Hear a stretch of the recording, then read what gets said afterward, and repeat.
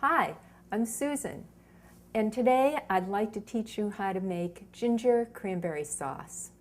You know, I used to always open up those cans of cranberry sauce, but finally I said, gee, I'd really love to be able to make fresh cranberries, use fresh cranberries to make sauce.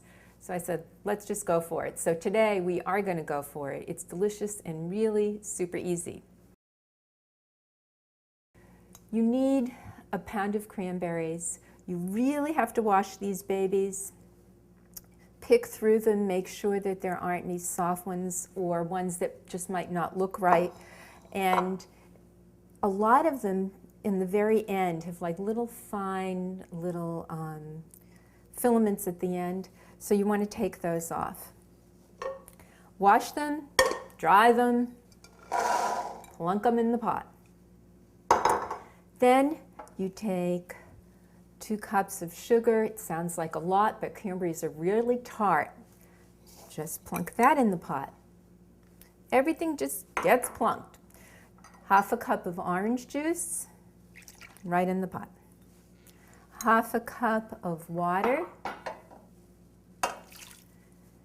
Now, next 2 ingredients need to be zested or grated a little bit. I actually use my zester for this orange, and this is what it looks like.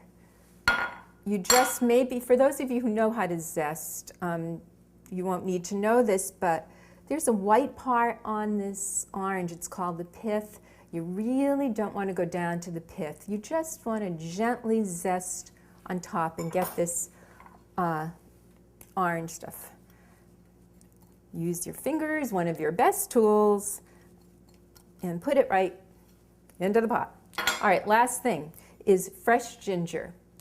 And you can use the zester again with this, or before I bought this little nifty zester, I used the grater, and the very little holes in the grater work just as well. So this takes a second to get itself in there. Your hands smell great from ginger and orange. We're going to stir it up.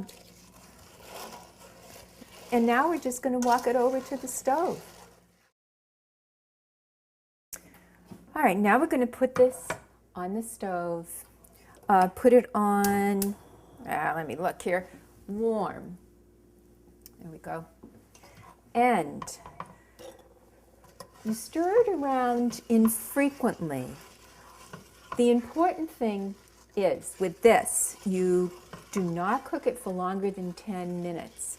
You want it to get just when the berries are popping. Just when they're popping, because if you cook it longer than 10 minutes, it will just get mushy. You really just want that little chunky feeling of the berries. So you can see that it's starting to bubble up a little bit.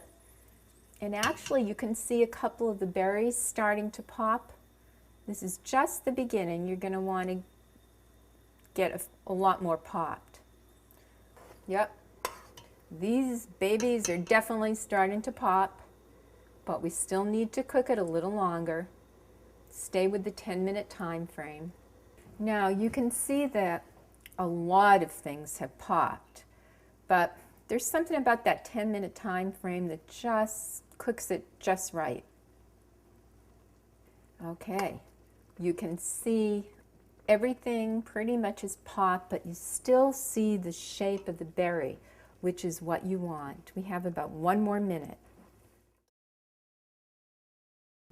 So the 10-minute cooking is over. You can see that it's already getting like a little more jelly-like. That's what's going to happen. It's going to keep happening. You need to cool it off, and there might be a little bit of foam on the top. You can just skim that off. It will definitely get to be more like this consistency, because I made this earlier, and you can see that the berries are still a little full.